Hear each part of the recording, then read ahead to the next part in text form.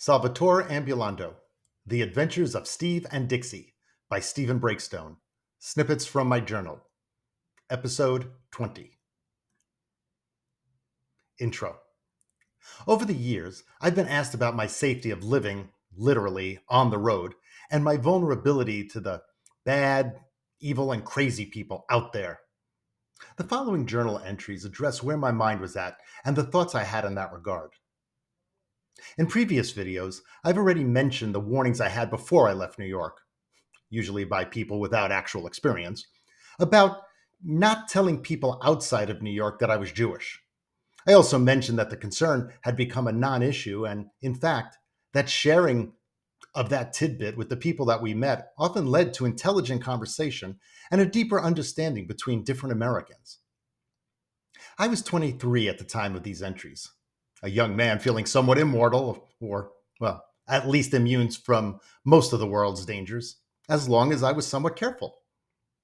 I wasn't ignorant, and actually, having grown up in New York, I was somewhat street smart, and I had also learned some karate and some self-defense techniques.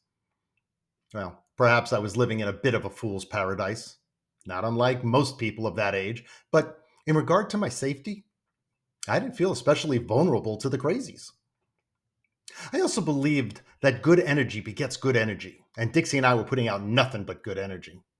I was in an idealistic mental place, and my real experiences were supporting these sentiments.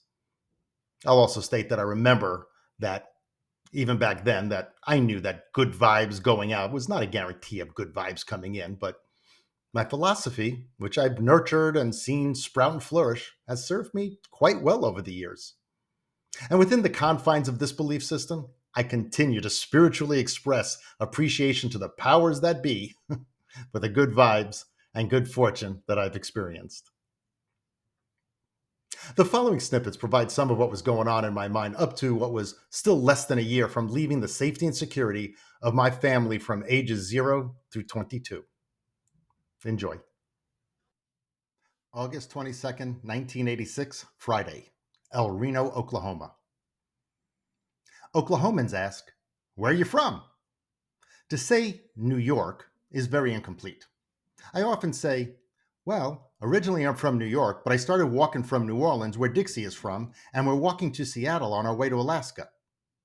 It's not very concise, but it is more complete and the information I think the questioners are wanting to know, which also helps to move the conversation along.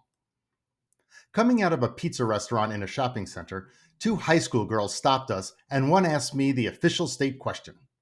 She must have had an ape for a boyfriend. She was wearing a man's high school ring that was much too big for her petite hand and had a half an inch of tape wrapped around it just to keep it on her finger. The other girl was your average cute, Midwestern high school girl, but apparently, according to her fingers, she had no present, or at least serious, boyfriend. "Where are you from?" one of the girls inquired. I went through my rhetoric and added, "And right now we're headed north to Kansas, and then we'll turn east towards Colorado." "Are you a pervert?" Tarzan's girlfriend asked me.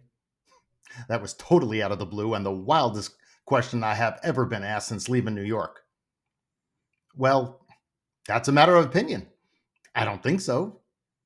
"Do you rape little girls?" "No." "Do you stab people?" "No." "That's good. I guess you're not a pervert." I passed the test. Her friend agreed, and I was okay to talk to. I have absolutely no recollection of the rest of the conversation, but it was innocuous by comparison.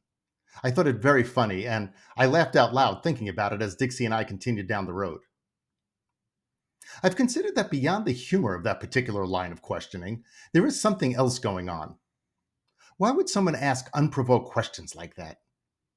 I have noticed that most of the people who engage me in conversation are older. Do they wonder the same things as the younger people? Did it just take the blatant honesty of youth to be asked those questions so directly? Perhaps youth is not as patient as age, and youngsters want to know right now about strangers, and age finds the answers through time and backdoor questions.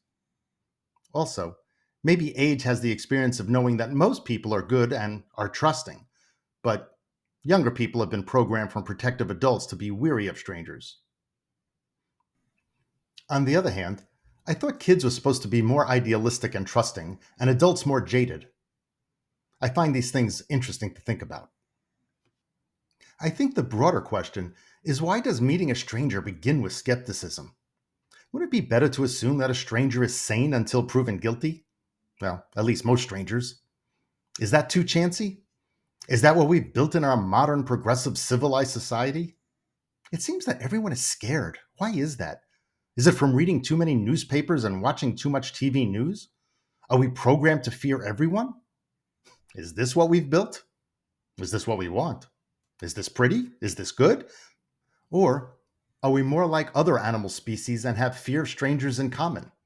Perhaps that is simply every species' natural survival instinct. Dixie is a very friendly dog and loves to have friends and to play. But every time she meets another dog, she takes a ready stance and her hackles rise.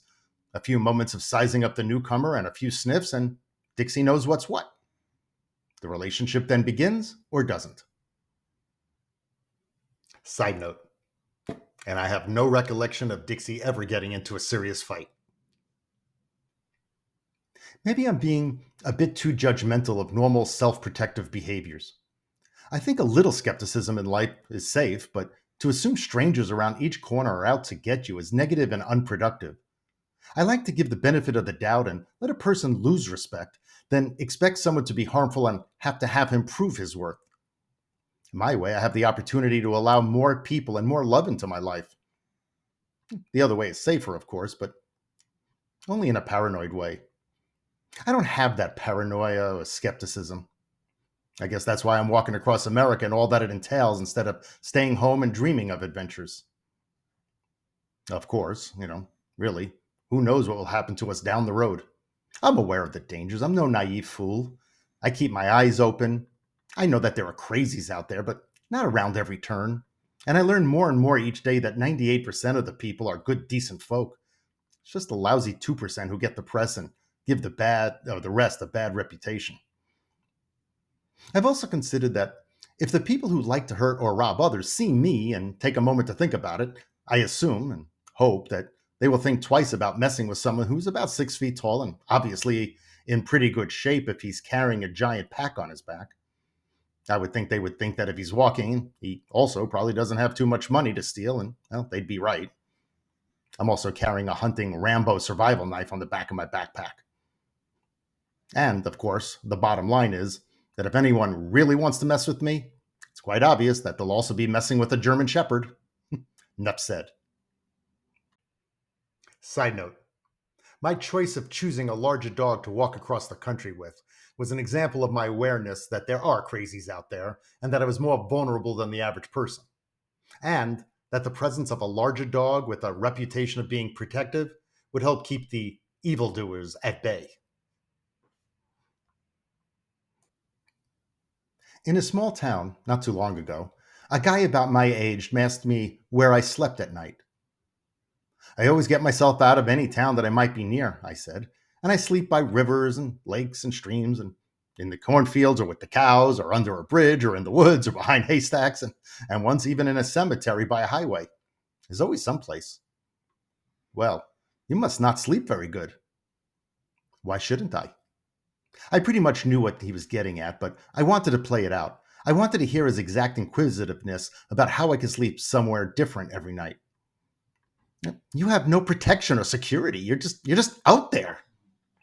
Well, that's true, but it's always private. No one can find me because I make sure that I'm way out of sight. And let's face it, no one is expecting anyone to be sleeping in any of the places I bed down. And most importantly, I have a radar system set up. Awake or asleep, Dixie's ears are always up. I sleep fine. I could tell that he understood the words, but not the feeling. That comes with experience. He didn't give me the impression that I convinced him to leave his bedroom, or house. Side note, I remember that back then, I was fully aware that a violent person with a gun or a heavy foot on the gas pedal would easily overwhelm me or my German Shepherd. Again, it wasn't that I was ignorant or naive. It's just, well, simply put, it's just that I was more worried about and focused on other things that went through my mind, like adulthood. That was a concern. Also, I was usually surrounded by beautiful and or peaceful nature in every direction. I may have been hot or bored, I may have complained sometimes, but it was hard to maintain a red alert when feeling that you're just a part of nature, not looking at it from indoors. I was just a part of the landscape, the woods or the prairie and the clear blue sky, or the inspiring puffy clouded sky, and the incredible sunrises and sunsets. I mean, like every day. It was a hell of a reality. Later, my success and safety prove what I say about most people being good and the reality of life on the road being safe, as long as you take normal precautions and be aware. Then, loud as an atomic bomb, a killing spree in an Edmond, Oklahoma post office. Every news program of any sort around the country and in my backpack, conveniently via my tiny radio, had the story of a postal employee who came to work and shot dead 14 of his fellow employees and then himself. The press interviewed survivors, and they all said the man was quiet, a bit strange, and stayed to himself. But today, apparently no different than any other day, he flipped out. People have asked me if I'm worried about the crazies out there, and I said, I don't know. I haven't met any. Well, here is the other side of my idealistic perspective. 14 people with very stable lives and low risk jobs went to work in their very safe environment. They never had any reason to worry about the crazies or had at least felt somewhat safe from that vulnerability. And yet at work, a colleague, someone they knew, ended their life. It just goes to show the crazies can show up anywhere. And my lifestyle, while it is more at risk, also proves that worrying doesn't mean a thing. Fate can get you on the road or in your air conditioned office. And to not go out because of fear and to stay in to be safe is, well, it's just silly. It's not living. Okay, arguably I'm more vulnerable, but still, I think my point stands. I wonder how much negative publicity of a crazy person in Edmond will affect Dixie and me. Is that episode another reinforcement for people to be wary of this stranger on the road? Lots of people, since the Tvel Dan days, have been very kind and open to us. On the other hand, thousands more have passed us by. The press jump all over the massacre, but don't mention enough of the pleasant aspects of life and society. It's hard to tell if the press really controls us or we control the press. It's probably a vicious cycle. The press sells more news when it displays killing, rape, corruption, and scandals, and then we think hurtful behavior is the norm, and our minds are then brainwashed to think that that's what the world is like. On the other hand, if we didn't support that kind of rubbish, buying, reading, or watching it so much, the media wouldn't have any reason to continue to print it or to exploit it. So, who is responsible for our culture? The press or those who support it? The other day, after crossing back to our walking side of the Highway 81, after stopping at a small store for some refreshment, an Oklahoma Highway Patrol car driving towards us stopped and blocked our way. Out came Officer Darrell Hobbs, looking tough and large, especially as he put on his big old hat that gave him a powerful aura. I was stopped once by a state trooper in Louisiana and once in Texas, and I figured this was my Oklahoma stop. I also figured this would happen since a tragedy usually makes people more cautious, and this was a job for the police. It's not every day a guy's just walking up the highway refusing to take any rides, certainly not in the middle of summer. I chose to be especially sweet and friendly, and I made sure that Dixie was right by my side and not doing anything that can be considered ill-mannered or construed as threatening. I reached for my wallet and ID. As Officer Hobbs came closer, and before I could actually get out my identification, he said, No, no, put it away. I just wanted to say hello, stop, and, give you a couple of bucks. Excuse me? I wasn't expecting that, and I questioned if I heard right. Where you from? The Oklahomanism with a real Oklahoma drawl. That I did expect. I went through my story and I added a bit more, saying, I guess I'm just looking for myself or my life, and, well, if nothing else, I'm just trying to see what part of the country I like best and where I'd like to settle someday. Aw, heck, you're in the best part of the country right now. Stay around these parts for 2 months and you'll never leave. Just love Oklahoma. Born and raised and lived here all my life. My granddaddy came for the 1893 land rush. People came from all over to line up, and the government handed out 160 acres to live on and farm. And until recently, all those acres were in my family.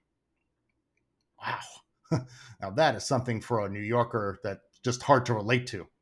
There's got to be something special about land that is handed down from generation to generation, I said. Let me ask you, son, are you a Christian? He had the face of a tough and hardened professional law enforcement officer, but he had, from the moment we met and spoke, emitted a friendliness, really, that was as big as all outdoors. But I could also tell that he was a man set in his ways, and he gave me no reason to play games. I was raised in a Jewish household. Well, that's interesting. We don't have too many Jewish folk around here. We talked for just another couple of minutes about that and a few other things, and he had to get on his way. And then he reached into his back pocket and pulled out a couple of single bills. Like I said, I saw you walking with that dog, and I wondered what you were doing and figured you could use a couple of bucks. Officer Darrell Hobbs handed me the money, and I appreciatively accepted it. He then leaned over, brim of his hat right at my forehead, his smiling yet powerful face in my face, and asked, "But you do believe in God, don't you?" "Sure do." Even if I didn't, I knew the answer had to be some sort of yes.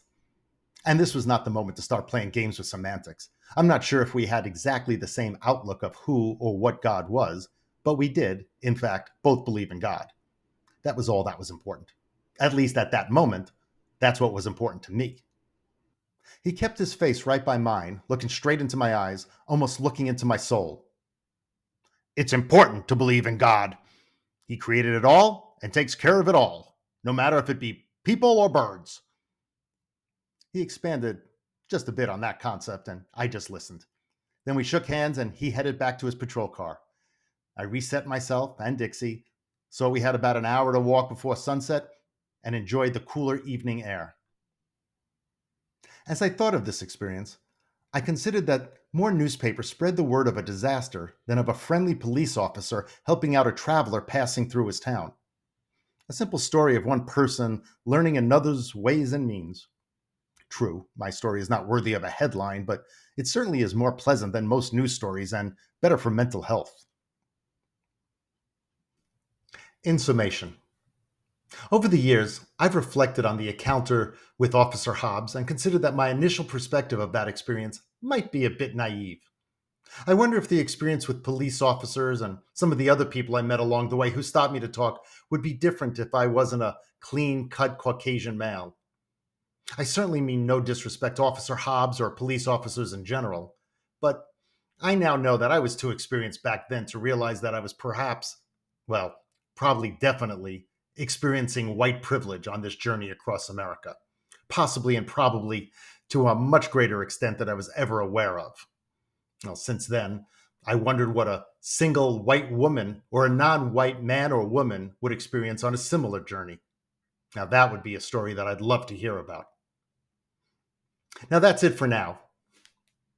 Peace.